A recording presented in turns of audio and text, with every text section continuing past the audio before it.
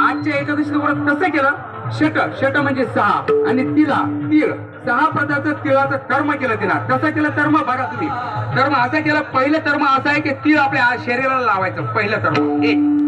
दुसरं तीळ पाण्यामध्ये टाकायचं आणि आंघोळ करायची. आता किती जणांनी केली काय माहित नाही, नसेल माहित तर पुढल्या वर्षी जरूर करा, लक्षात घ्या.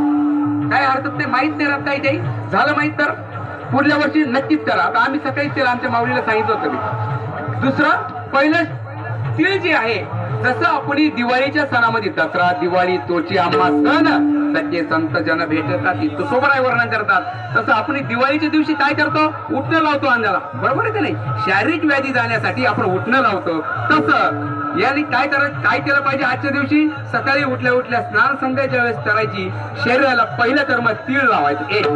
दुसरं तीळ पाण्यात सोडायचं, मग आंघोळ करायची. दुसरं कर्म. तिसरं तिळाचा होम करायचा.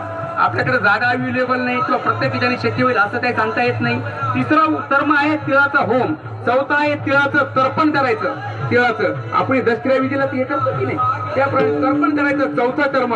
पाचवा कर्म आहे तिळाचं भक्षण करायचं. आणि 6वं जे कर्म आहे तिळगुळ घ्या गोड बोला, म्हणजे दान करायचं. मग तिळगुळ घ्या रामकृष्ण हरी बोला विठ्ठल.